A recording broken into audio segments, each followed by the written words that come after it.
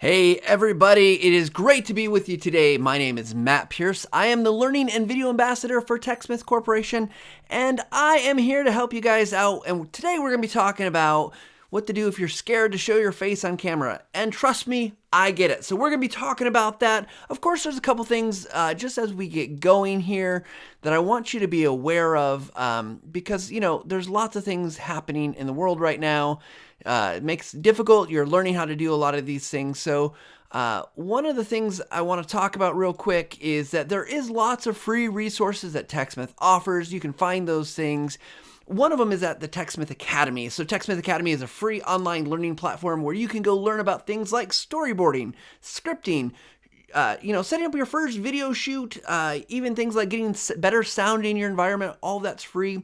We've actually had some interviews that I'll be referencing later today, talking with experts who are doing this. Some of them are very successful on YouTube. Some of them are super successful in the learning development field. So whether you're an educator or you're working in business and you've been asked to create some video, we've got some resources for you. So that's just one of the places you can go to get some help. The other thing is, as many of us are affected by things going on in the world right now, TechSmith has this really great offer of Snagit and video review that's available through June 30th. So kind of get you going to help you get going making screenshots or videos. Get some internal business organizational process going, whether you're, again, educator or business. You can use those up through June 30th to help you guys transition. As, a lot of us are trying to figure out how to work remote. I know where I am in Michigan, schools just were announced that they're closing for the rest of the school year. So a lot of teachers trying to scramble to help those kids, and there's some opportunities to get you guys going there. So just something to think about, keep you guys working and helping move things forward. But that's not why we're here today. We're actually here today to talk about what to do about the camera and what to do about this. And the challenge is that we're not used to being on camera. I don't know about you, but it's not something that I do often. Well, I do it much more often now, and I've gotten comfortable with it. But I know it can be a challenge, right? So, but before we get into the tips of how to, I want to think about why it's important that we use camera video occasionally. It doesn't mean you'll always have to be on camera, something like this where I'm talking to you. I think there's some good reasons to be on camera, though. So let's look at a couple use cases that I think might be valuable. So let's go to the classroom, whether it's doing training or whether you're working with students. The thing is, if you've established a reputation as an expert, people can see that, right? If they know, like, hey, Matt's an expert on this, I want you to see me, because then you're like, I can trust this. I trust Matt. I can trust what the content he's making. Now, of course, you got to watch it and look at it and stuff like that, but I think that's a really important first step, is relating that trust, I should say, or relaying it. The other thing is you can start to build a human connection, especially in these times of social distancing and isolation. We miss seeing each other face to face. I'm working in my basement, I'm working from home. And I think it's really important that what we do is start to have that connection. You can see my eyes, you can hear my voice. And that builds a relationship that I think is really valuable. And it's not the same as being face-to-face, but it's a good approximation in the meantime. And if you're maybe there's opportunities and times you would never meet the people like this. I might not ever meet you face-to-face, but you get to see me and hopefully get to know me through my mannerisms, my actions. I'm definitely a hand talker, things like that. So I think having camera video can be really important. Even in shorter videos, I don't think you need to always show you speaking. Like, I don't love the picture-in-picture of, like, I was put a picture-in-picture. Kind of actually, if we did something like, let me just move this out of the way so it's not in the way. If we do, like, this kind of look here, right, where you can see my screen and you can see me. I don't love that look unless you're really showing something. I would definitely want to think through that. But it's definitely an opportunity to keep some things going. But I really recommend start your video with a face.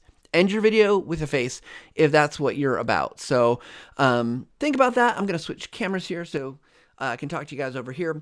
So I think that's one thing, is just build a relationship. Let people see you. Let them feel comfortable with you, especially if you already have that relationship. I think there's a lot of value there. So now, dealing with the uncomfortability. I want to say this again. I started with this, but I think it's important to keep reiterating. It's not natural to talk to a camera. We don't normally talk to our cameras. I talk to myself, I talk to other people, but I don't talk to this inanimate object often. Even that I'm doing this Facebook Live and YouTube Live like twice a week, I still don't talk to it as much as I talk to other people. So just know that it's not a natural phenomenon. You shouldn't feel bad if you don't feel comfortable with it, because it takes practice and it takes time to get used to that. And there's some tricks and things we can talk about that I think will help you throughout this, but there's some other things I want to do as well and talk about that hopefully will get you comfortable so that you can at least make those starting points. And as you start and you do it and you do it and you do it, you keep practicing, you're going to get better at this and it's going to become more valuable. And you'll learn like what are the times that you should show your face and what shouldn't you show. And really what you want to think about is your audience. What do they need? And, how much do they need to see you? Is that important? Or is there other content that you might be distracting from or taking away from by showing your face? So a couple other thoughts here. So let's get into thinking about getting yourself ready to be on camera. So before you even necessarily turn the camera on, there's some things that you can do or think about that I think will be helpful. First of all, you want to think about what you're going to wear on camera. I'm rocking very casual sweatshirt today. I've got my Snagit 2020 shirt on because I love Snagit and it's super soft and comfortable. So I think that's one thing. Like, if your audience is okay with the comfortable clothes, like, I feel good. I don't feel restricted or hindered in any way. But you got to dress for your audience. So maybe next time what I'll do is I'll show up in a suit and tie or something, right? That would be very different, kind of send a different message. So, but wear stuff that's going to be comfortable. You don't want to feel like you're being restricted.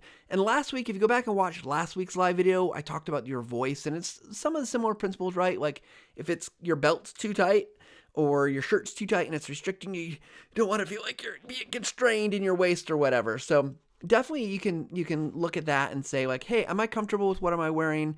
Does this make sense to wear this on camera? Does it meet my audience where they are as well? Because if your audience is all in suit and ties, you probably don't want to be the one not in a suit and tie, but that's for you to decide. The other thing, and I forgot, I was going to grab a shirt and I got things setting up and trying to get things ready to go. I forgot to grab it, but you want to avoid clothing with a tight pattern. So the thing about tight pattern is if you got like little checks in it, it makes this weird kind of effect. I think I've always said moire. I don't think that's how you actually say it, but it's like this way. It looks like things are moving, even though it's not. That tight pattern doesn't look good on camera. So you want to avoid clothing that with a tight weave or pattern looking thing that causes that moire pattern. You can look it up on Wikipedia and there's some really, really great examples for it. So again, just something to think about. And if you're at home like I am, you don't have necessarily a lot of light coming in. You want to make sure that the clothing that you're wearing has a good color. There's no real right or wrong. I mean, you do want to think about your skin tone and things like that. But again, things that are going to make you look good. Typically, we advise or we recommend avoiding black and white, like solids, simply because black absorbs a lot of light, so it's harder to light, and white might give you too much kind of bounce of the light, which it might be okay, but you want to look at it before you go on camera. And especially in my environment, I've got a lot of white back here, kind of this white wall behind me. I think if I was wearing just a white shirt, it would probably blend in and wouldn't look as good as it could. So think about your clothes. The other thing, now in my environment, I've got this microphone here, so I don't need to really worry about it it doesn't affect the way I dress. But if you're using like a lapel microphone, you definitely want to make sure you have a place to clip it. So like on a sweatshirt or a dress-up shirt or blouse or something, you could clip it on the, where the buttons go. If you're wearing a t-shirt, it's really hard to mic a lapel on that. So you just, again, you're thinking about how you feel. And if you got something hanging here, kind of dragging your shirt down, that might not make you feel more comfortable on camera. And you're going to want to adjust for that if you can. There's lots of other microphone options. Lapels are really great, but again, you got to dress accordingly. And as you dress accordingly, hopefully that gives you some confidence and that will help you feel a little bit more comfortable. So one thing I want to mention here as we're in our first 10 minutes, this sessions are for you guys as well. So if you have questions, things that you want me to answer, feel free to put them in the comments. I am monitoring that. You'll see me kind of glance over. I'm looking for questions. So if you got anything that you want to say, questions you want to ask, let me know. I will do my best to get to them. Always happy to do that for sure. So a couple other things here. So this is a little bit harder for me as a male to talk about. I don't wear makeup. But if you are typically someone who does wear makeup, feel free to do your makeup before you go on camera. Again, you're going to feel more comfortable because that's the way if you normally do it, that's the way you kind of normally dress and look. And if you're not a makeup wearer, there are some things you want to consider. Now, I don't have any makeup on today. I'm pretty good, actually. It looks like from all I'm looking at my camera views, I can see it. It's not too bad. But if you're someone who tends to get shiny skin from oils or whatever, like I've got lots of extra space that can get shiny up here, there are some things you might want to do. If you have access to what's called rice paper, you can look it up on Amazon. You can buy some. You can go to a beauty store. They'll have it as well. If you can get to a beauty store that's not closed during these times. But it's basically a tissue type paper with a little fine powder on it.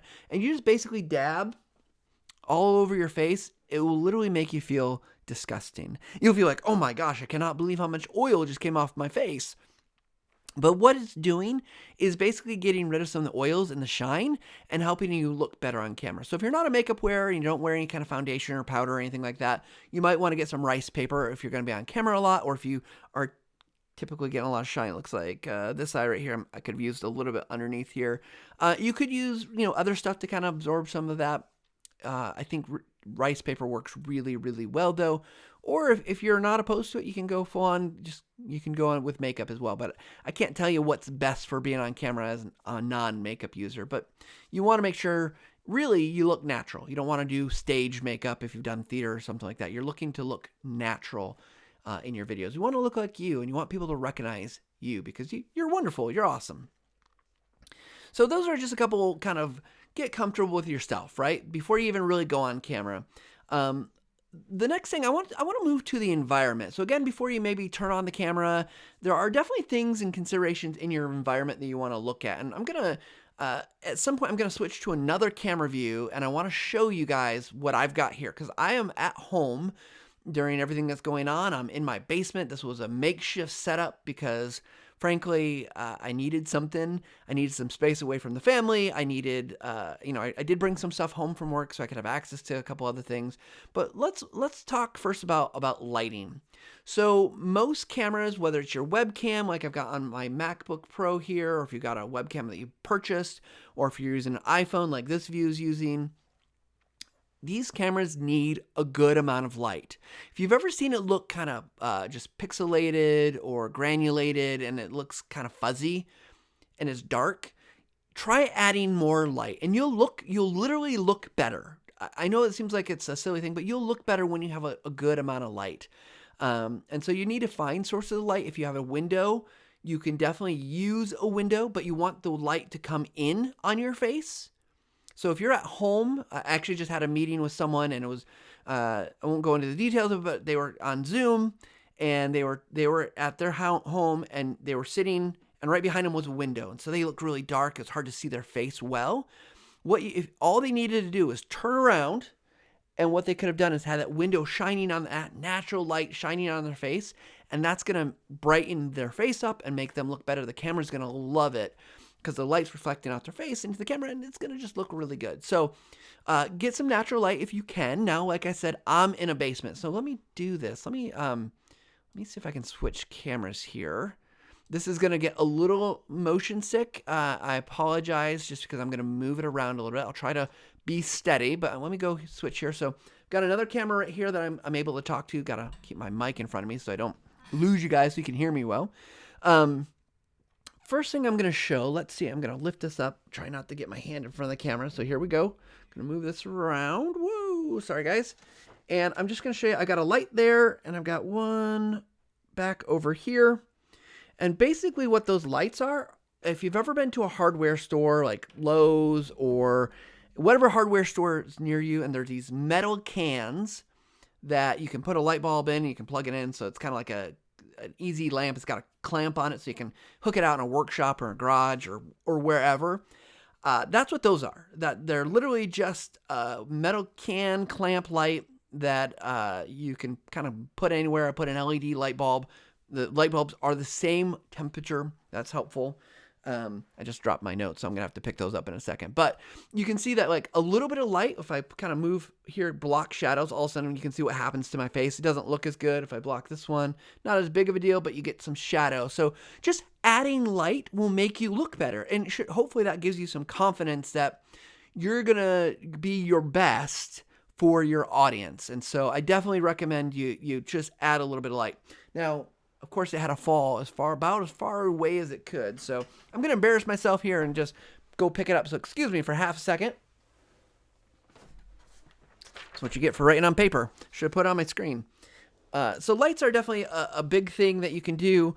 Another thing in your environment you want to think about. Actually, before I move on to the other things, I want to talk about the lights back here. These are just little LED lights. My daughter had them. They call them fairy lights. I put them up for a reason. The reason I like them up is because they give a little separation, right? Speaking of separation, bring those apart a little bit. They just give a little separation between me and the wall. You don't need to have lights behind you, although it does help. Like there's what's called backlights, but just having a little bit like visually interest, but it's not overwhelming, I hope. It's not taking away. The thing is, like on this view particularly, you can see I've got the rest of my basement over there. It's dark. It's not maybe the best look. And so I really would want to typically switch away from that to, again, that's why I've got this other view right here. So I can look over here. You don't see, all you see is my background. You got my sign strategically placed to cover a mark on the wall the kids made. Over in another view, if we go to this other view here, you can see I've got another sign over here. It's got some things it's strategically doing. It also gives a little bit of visual interest. When you're setting up your background, your environment, you want to make sure you're eliminating all these kind of distractions that you might have. So that way your audience is looking at you and not what's behind you. And the cool thing is with, we'll take Zoom for an example. A lot of people are getting onto Zoom. They're having their meetings. There's the virtual backgrounds that you can put on. It works, pretty well. There's definitely some challenges with it that, if you got headphones on, I've noticed it can't remove between your ear and the headphone. But it's a great way to kind of cover. The thing about those, I would say, though, is don't let it distract your audience. Don't put something crazy back there. I have a good friend and colleague who he has one that it's him kind of walking around and doing these things. And it's very funny. But after a while, it's like, oh, that I'm notice I'm paying attention to that and maybe not what's going on. So just be mindful of your background. Think about what's behind you. You don't want something looking like it's sticking out of your head, or you don't want something that's going to, cause your audience to be like, what's in the background? Those videos always come out on YouTube and stuff like that. I want to look at the comments here real quick to see what we've got. Aiken TV says, I think the most important point is lights. I don't disagree. Lights are super important. They also go on to say, lights in your office are enough to give a good view, I think. What do you advise to video creators doesn't have lights? What can they do for alternative lighting? So I did address this a little bit. I think the best thing you can do for lighting if you don't have lights is to use what nature's given us. Just make sure it's not behind you. You want it in front of you, shining on you so that you look better. And, gather lamps. Gather lights if you can. If you have lights on a stand, bring those in. But the nice thing about can lights like these, depending on where you are, they're like $10-15, which I know could be a lot, but for two of them, $30 plus light bulbs, you can be in business. If you got a third one, you could use it up kind of as a backlight as well. Excuse me for 1 second. I get going and talking and got to remember, as I said last week, to drink lots and lots of water. Okay, so that's what we talked about, the distractions behind us. Virtual backgrounds we've talked a little bit about, so I think we're good there. So I think that's all for the environment, unless, again, if there's questions or anything like that, definitely keep asking them and we can talk more about lights. Again, if you're joining us and you're like a pro video creator, this probably isn't for you, but if you're new and trying to figure out how to do this for your school district or your university, or just because you want to go live on YouTube or your corporation or whatever, these are some of the basic things you can do without a lot of effort and hopefully without spending a lot of money. Because frankly, you could spend thousands of dollars upon thousands of dollars on lighting. But that's not our goal here. Our goal is to go quick and agile and make something that's going to work for the current situation And, because you can always get better later. So I'm going to take a drink here, but think about that. Okay, so, that's just some of the environment stuff to think about. I think I've got them all. So, yeah, just again, get rid of any distractions behind you. Okay, so now we're ready to go. We got our background set up. We got our cameras ready. Let's actually talk about the camera for a second, because as you notice, I've got a couple different cameras I'm working with here, and basically this tool I'm using allows me to hook up an iPhone or two, and I can switch between them, which is pretty cool.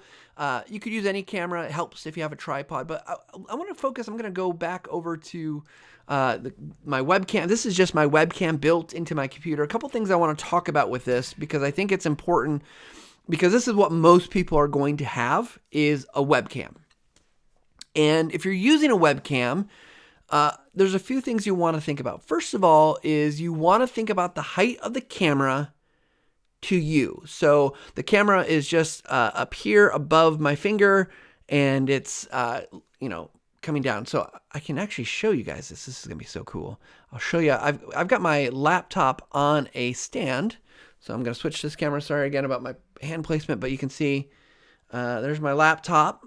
And you can see it's kind of on an arm. That was something I was able to bring from my office to help me as I'm working from home right now. Actually, I don't know if you guys saw that.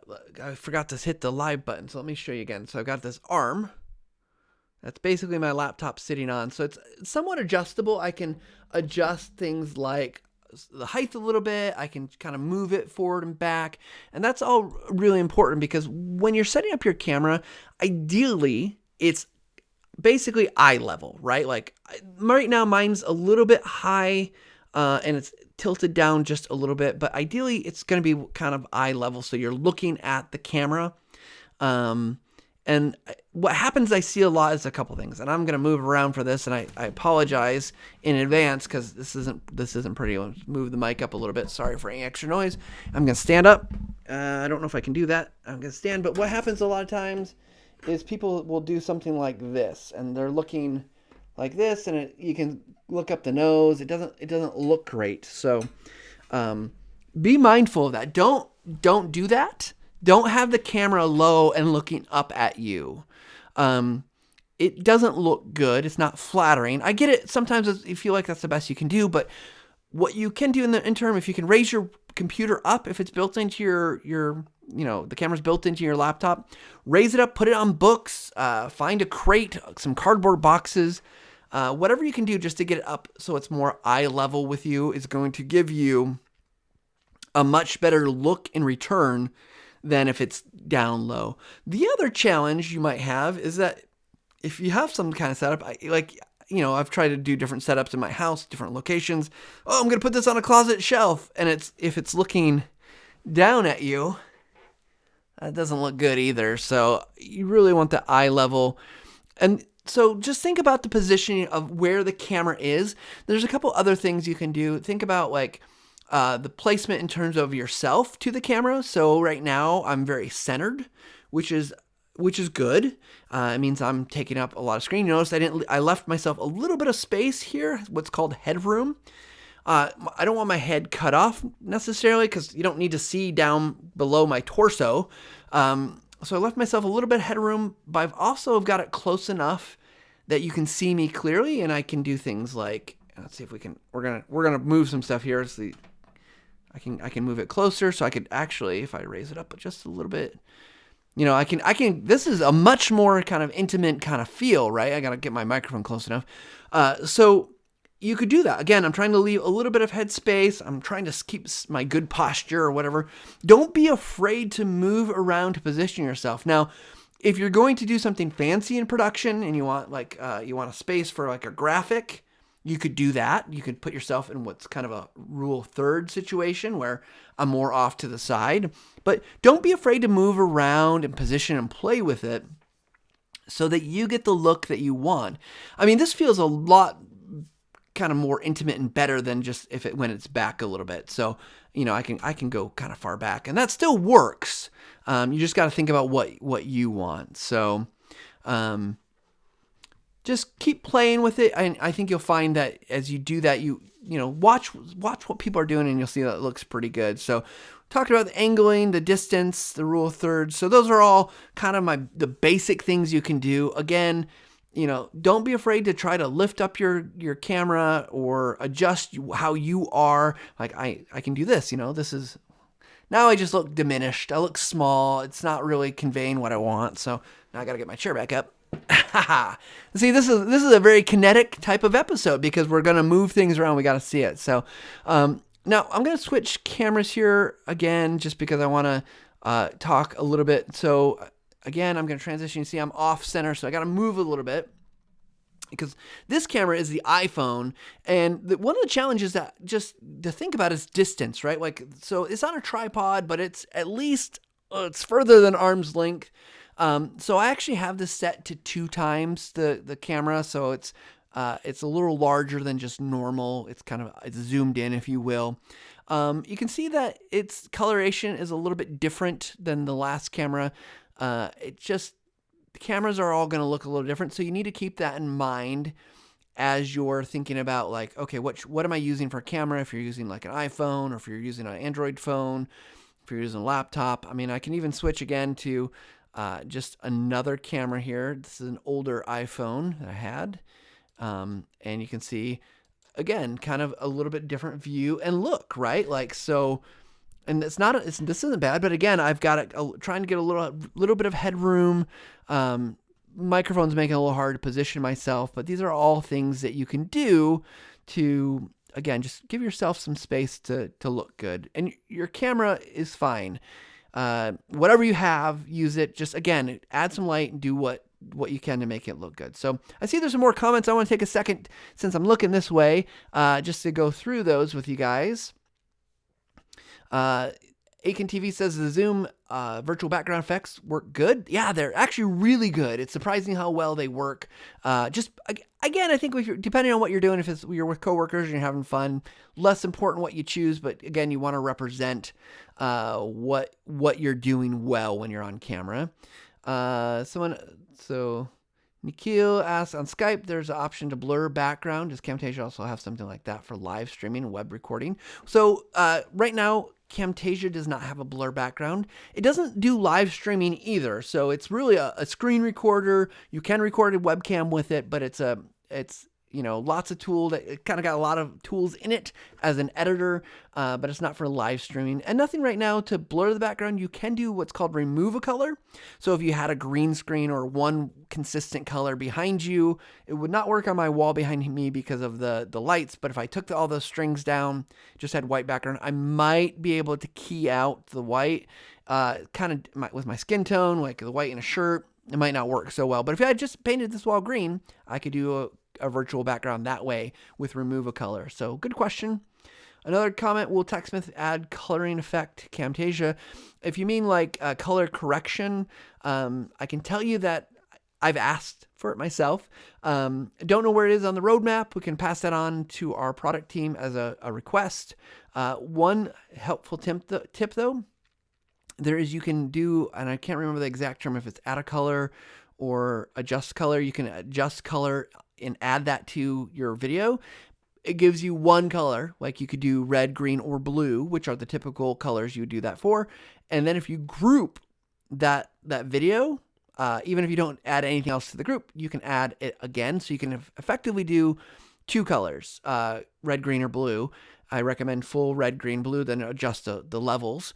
And I do that oftentimes with my videos. And you can see I'm kind of a red tinge pink skin color. So I often add the blue and the green to kind of make things look a little bit more natural. So kind of workarounds there. But Russ asks, how do I have access to so many cameras at the same time? So again, I'm not using Camtasia. I'm using another tool for the live streaming portion of it.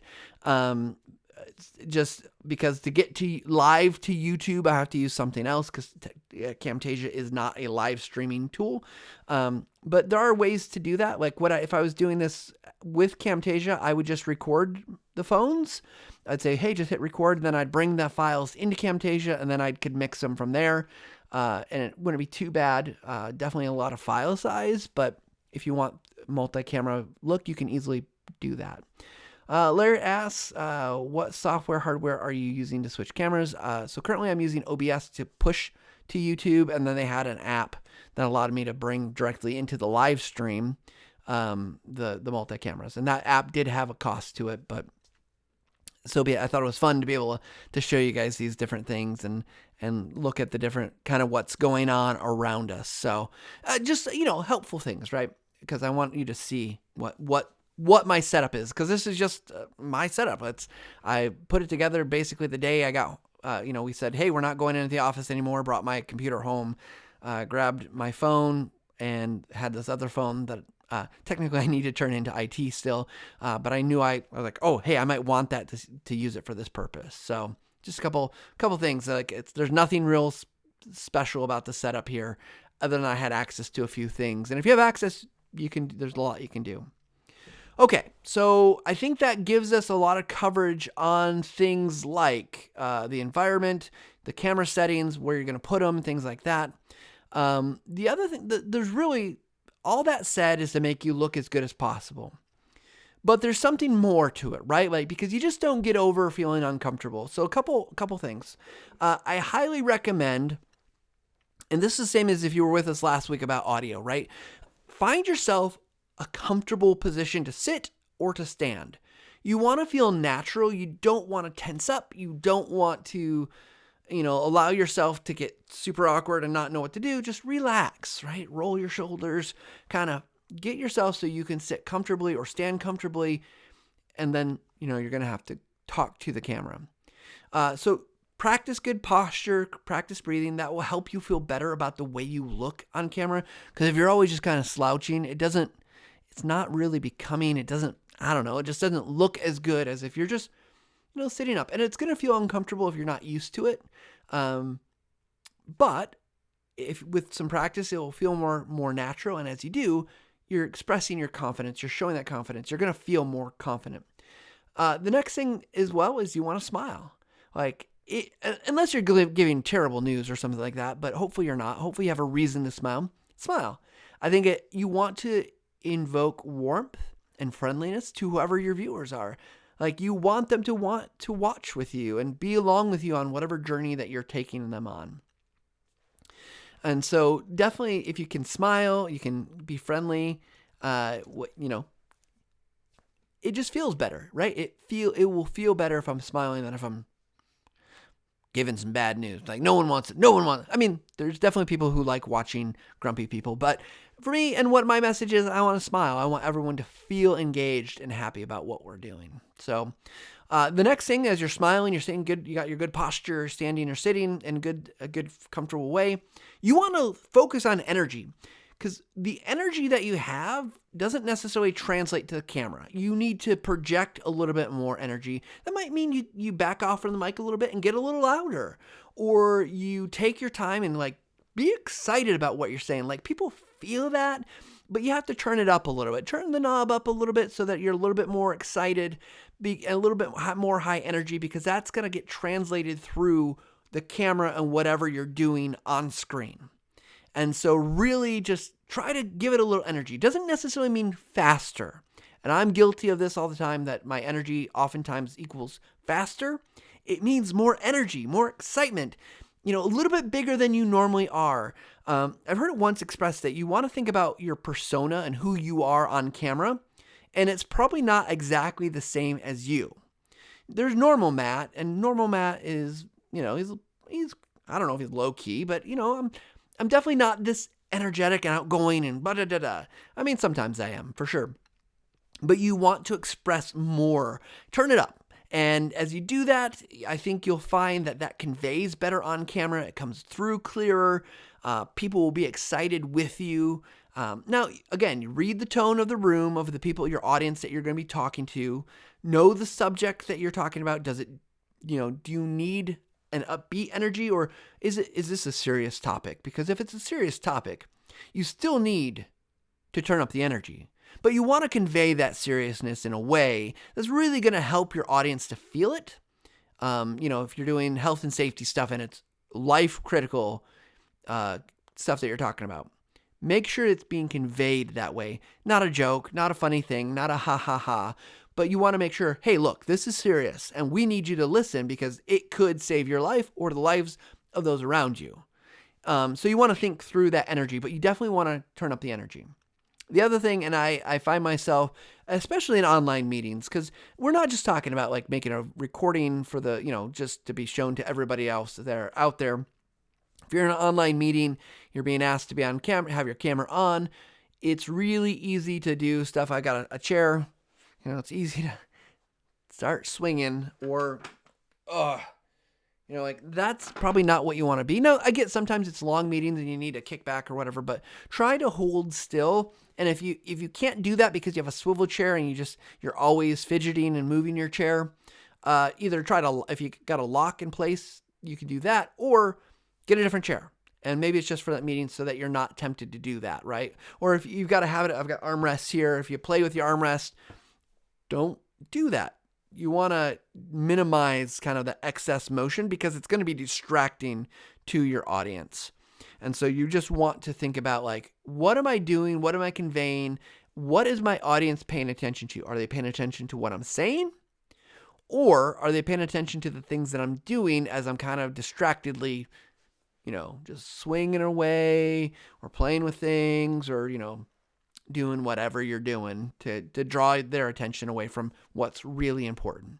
So you definitely want to think about some of those things. So, hands. Many people have emphasis that they make as they talk because they are used to talking with their hands, especially if you've been in a classroom or you're used to talking in front of an audience. You might, or just normally talking, you might talk with your hands. So what do? A lot of people wonder when they're on camera, what do I do with my hands? Because all of a sudden your arms feel very awkward because you don't want to have these things flailing around, causing you distractions or your audience a distraction. So what do you do with them? If you're completely unsure what to do with them and you're not a hand talker, what you could do is you can just clasp your hands together. And if you're sitting, you can put them in your lap. Be careful if you're standing where kind of, you got to think about where your hands are going to fall. It's okay just to put your hands by your side. It's probably a little bit weirder when I'm in a chair than if I'm standing. It feels awkward, but it doesn't look awkward. You want to be avoid crossed arms. All of a sudden you close yourself up and, I'm going to switch cameras here because I think you'll see this a little bit better as I'm talking about these things. So let me just transition here. Yeah, to this camera stuff. I feel much more closed up.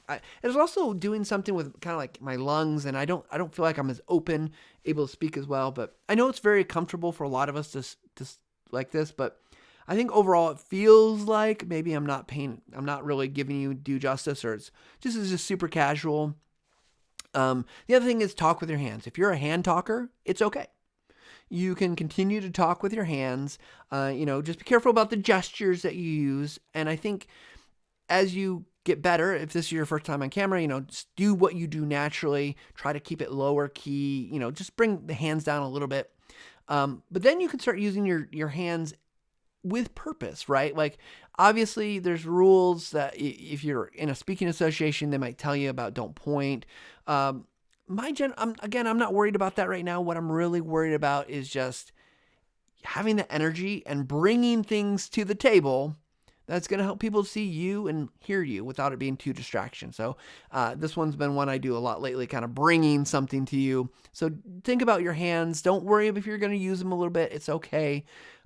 Just know that you don't want to be crazy.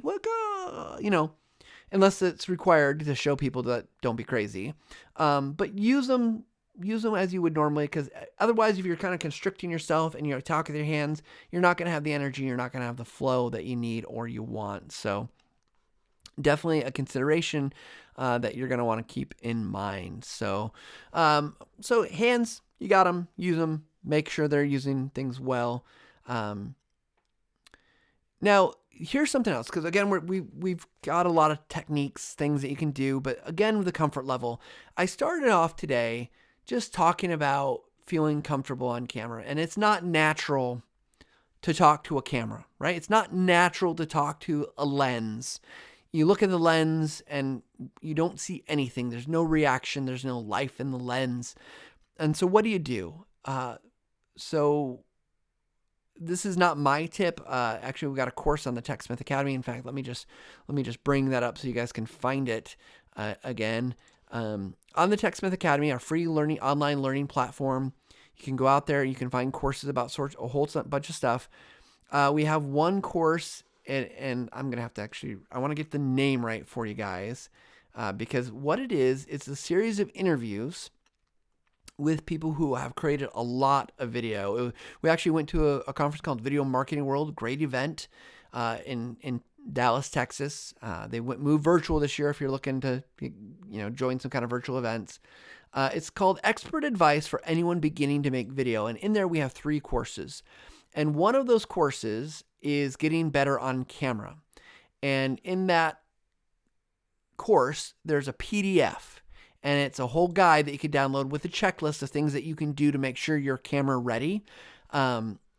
It's something I'd highly recommend you go check out the course. Again, it's free, but we interviewed like 11 or 12 of these folks who are just fantastic people who do a lot with video, or, whether they're on camera or they're marketing video, things like that. But a lot of them talked about this idea that you want to talk to the person behind the lens.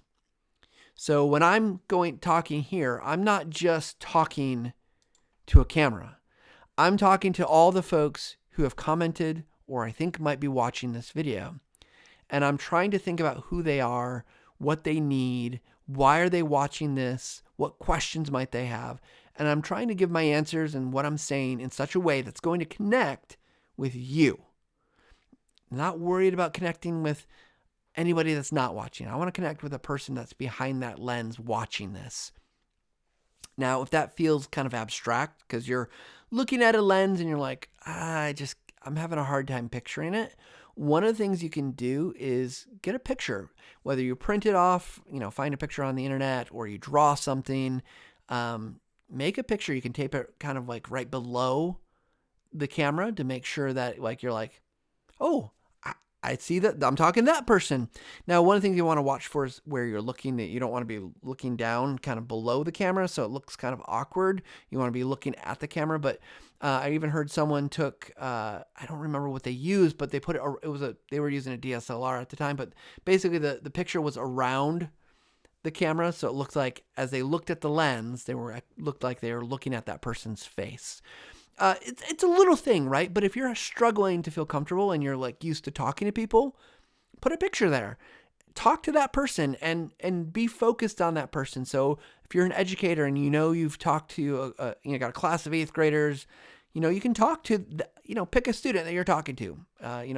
Talking to Nathan today, and you don't have to say their name, but you're thinking, how would I communicate to that student? Or if you're in a corporation, how would I communicate to that leader or that coworker about whatever it is that your message is, whether you're teaching them something, helping them with a technical problem, answering questions, talk to the lens and talk to that person. And I think what you'll find is that can be very helpful as a kind of a mental device to get beyond the camera. And if you have the capability, one thing that always freaks people out is the red light. If you can cover that up with a piece of tape. Now, if you're all by yourself, it's helpful to see that it is actually recording, because I've done that before. I've started talking and going through stuff and it wasn't actually recording, and that was no fun. But you can cover the if the red light bugs you and it's giving you anxiety about recording your video and being on camera, cover it up. I know on my laptop, which I don't think I can't show you very well the view, but I'll transition over here because I can point. I've got a green light. It tells me the camera is on. Super helpful to know that the camera's on. But if that's bugging me, take a piece of paper, put tape over it. Don't cover up your camera because you'll need that. And just make it so you don't have to see it. And that's okay. Do what you have to do to feel more comfortable with what's going on. So definitely go check out the Academy course. I'll gonna see if I'll get a link and put it in the chat, because I want you guys to go out there and definitely check that out. It's, again, free. It's got some other great advice and things that you can use to help you to get better on camera, because we know this is a struggle, right? We know it's hard. And I think as we're going here, I don't see any other questions, but if you guys got questions, let me know. I think the thing to keep in mind is that this is a matter of practice. Like many of the things I've been talking about here on YouTube, it is not something that we just expect that you're automatically going to be good at it. We know that this takes time, this takes effort, and you have to put in the reps. To borrow from like a weightlifting, getting fit exercise, right? Like if you're going to go and become a runner, you can't just expect to be a good runner. It never worked for me. You gotta go and do the practice. And as you do the practice, you will get more comfortable. Now, I know there's probably people out there saying, well, I don't look good on camera. I don't like the way I look.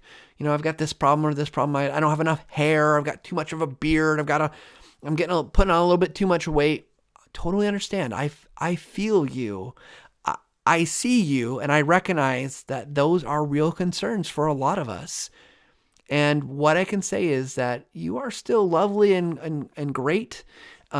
People recognize you, and you have expertise that is great to share. And I'd really recommend that you don't let that stop you from being someone who shares really good knowledge. And I mean, if you really are struggling with it, there are other ways to share great information. Make a screencast. Record the content of your screen. Don't have really great content because it's a message. It's not like a program or application. Record a PowerPoint, right? Show the things that are going to make sense visually for your audience. Because again, I'm not arguing that you should always be on camera, but I do think let your audience see your face, see your eyes, hear your voice, and it goes a long way. In online meetings, even if it's not the entire meeting, I've got bandwidth issues sometimes here at home. Sometimes I'll turn the camera off, right? Like they don't need to see me all the time, but I definitely, when I get in, I love the show. Hey, here I am. You can see me. I'm here. I'm present. And we need to make those connections. If you're doing something like Snagit, again, Snagit has some video recording abilities. You can record it. You can turn on the webcam for just a second, record your rest of your message as screen content, turn the webcam on at the end and say, hey, thanks everybody. It doesn't have to be a lot, but we want you to start to feel more comfortable because especially in times like this where we are isolated from folks. A lot of people are working remotely, are away from their colleagues. It's good to create some human connection. And I believe that before everything started happening, that you can really develop some really great connections with your audience by letting them see you and hear you. So those are a couple of pieces of advice. So let me just kind of recap here a couple things. Again, you look great. You're beautiful, wonderful, handsome. We love to see your face and we want to see that. Make sure you're wearing stuff that's going to make you comfortable. If you're, and looks good, you want to dress for your audience and not what's just comfortable, but dress for your audience. Avoid tight patterns that are going to cause distortion with the camera and with the light. If you wear makeup, do your makeup. If you don't wear makeup, you can invest in what's called rice paper, get rid of some of the shine, get rid of some of the grease and oils on your face. It will just make you look a little bit better. Check out your environment, add lots of light, natural light. If you got lights, you can bring in, you want to light up a lot of space. Cameras love light and you need it to make it look clearer and crisper, and it's going to look better on you and for your video overall. Keep the windows away from behind you. Want the light. If you're going to use sunlight as your light, it should be in front of you or off to an angle, but not behind you where it's going to feed into the camera. Get rid of distractions. You can use virtual backgrounds if that's a thing that you want to do. Not every program offers them. But I don't, to be honest, I like my background more than I like a virtual background. They're fun, covers up a mess, get the appeal, but take a little time, figure out what's behind you and make it look good. Then don't forget to adjust your camera so you're getting the proper height, you're getting the right angle. You don't want up the nose or looking down on you. Never down on you. That's sending the wrong message. You want it eye level. You want to look at it. And then make sure it's a good distance so you're filling the frame. You've got, you're showing what you want to show. And if you're what you want to show, fill the frame, leave a little bit of headroom. So that's going to make you look better and more professional as well. Other last things here, we just went through these, but make sure you're smiling, using good energy, standing, good posture, sitting with good posture, not swaying and twisting. I felt myself doing it earlier. Didn't mean to. Bad habits, got to break them. Use your hands if you're normally a hand talker. Let that energy flow a little bit through, but you don't want to be crazy with them. And then, as kind of the rule goes, talk to the person behind the camera. Talk to whoever you are talking to, and let them know, hey, I'm talking to you. If you keep thinking of them, that will be much, much easier. So I think that's probably a pretty good recap of everything we covered in just a few seconds. So I see there's a hey in there. That's great. No, if there's other questions, let me know. You can always comment on our channel below, and we will get back to you if this isn't live anymore. If you want, we'd also love you to subscribe to the channel, as we're going to be doing this on a weekly basis. We've also got some other great videos that we'll post on YouTube, other information that you can find about our products, especially if you're trying to learn Camtasia, Snagit, or one of our other many fantastic tools. Love you to check those out as well. And just again, as kind of way of an announcement, don't forget that you've got access to the TechSmith Academy. It's a free resource, a lot of great videos and downloadable pieces of content. And I put it into chat, and I don't know if everyone that's just new in there can see it, but I'll see if I can paste it again. There is a course that talks about getting better on camera. If you want to go check that out, it's got a checklist built in to help you remember all the different steps. The other thing I'll mention once again is that in this kind of day and age, we know there's some need for extra help. We have some office hours that we're running. You can get some help on Camtasia and Snagit, which are both fantastic tools, but Jason and Daniel are fantastic. They can take you through the ins and outs of any questions you might have for those products, which are, totally understand. We got lots of cool, awesome free tutorials, but if you need a little extra help, you can totally do that as well. And I think that's about it. So let's see if there's any other things here. I see that there is will TechSmith add coloring effects to Camtasia? I think I talked about that earlier. It's definitely been a request that we've had. I don't know where it fits on the backlog of options. I definitely will pass that request on. Totally get. If you're doing lots of camera video, it's nice to have, but we also understand that it's an advanced thing to do, color correction. So, I don't know. It's hard to tell. But I'll definitely pass on your request because I know our product team loves to hear what people want and need. So, but camera video is not our primary thing. So we will see if that is something that gets into a future version of Camtasia. So, Connell, you are welcome. Thank you for joining us today. All right, everybody, I think that's about it. Because I know there's a lag, I'm just going to kind of chatter here for a second to see if there's any other questions or any other comments you guys want. I really appreciate everybody tuning in. I feel like hopefully we're doing some good out there in the world, helping everybody to level up a little bit. Again, we're trying to focus on those folks who, you're brand new to this, you're not sure what you're going to do or how you're going to do it. My goal here is to make you better as the learning and video ambassador. We know it's hard. Videos, you haven't been taught video your whole life like you have been with reading and writing and math.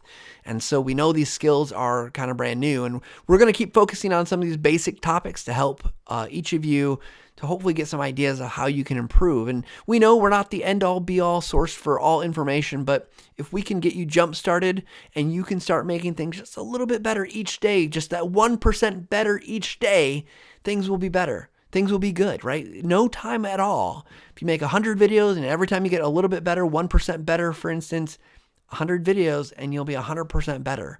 That might not seem like a lot if you're like, I'm just starting. But my guess is many times you'll make big jumps, especially early on. So it looks like that's about it. Oh, Bill did put a question in there. What's the name of the camera switching app software? I mentioned this before. So I'm using something just to push the stream live. It's OBS. It allows me to do the switching and go through and kind of change everything. It's not, Camtasia does not stream to the internet, does not push to YouTube. So that's the reason I'm not using it, because if it did, I would totally use it. All right, everybody, keep growing, keep getting better, and we appreciate everybody joining.